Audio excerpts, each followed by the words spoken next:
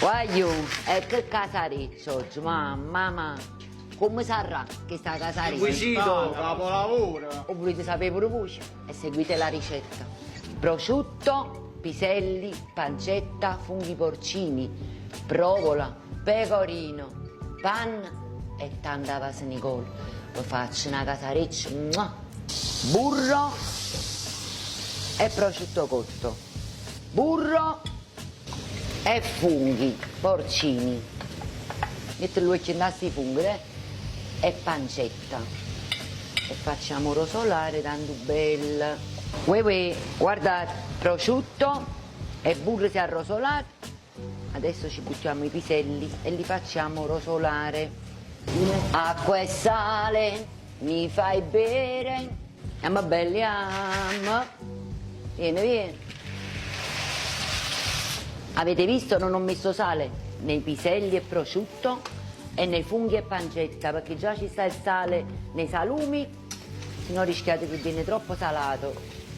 Siamo pronti? Vieni. Guarda che bellissima. Ora ci facciamo prima mesca Francesca, vieni. Profumo di campagna. Voglio canziette niente, ammaratatiana. Qua non si butta nulla. Quello là sotto la pentola zeccato e giù saporito. E ma pochi panni che facciamo, non mettiamo.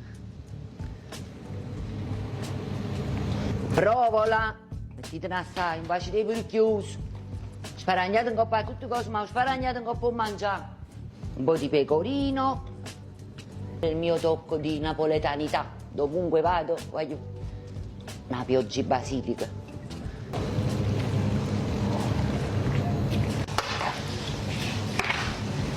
Voi li potete anche saltare sul fuoco. Io mi faccio una passata in due forno di pizza, voglio. O anche nel forno di casa, come volete fare voi. E vieni, Qua c'è la chinda sto cuppino.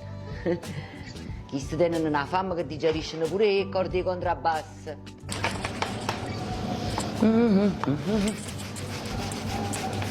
Voglio un po' di basilica, tanto bello, un po' di formaggio sopra. Nella vita ci vuole cazzimma, ma anche un po' di pepe. Io ci metto un po' di carta alluminio perché voglio un forno di pizza sta a 400-500 gradi, quindi rischio di bruciacchiarlo un po' sopra. Invece se nel forno di casa potete anche evitare. Vieni. E uno. E due. Io ho tolto la carta, vedete, perché mo si deve fare la crosticina. Secondo me ci vuole andare a buttare le calore.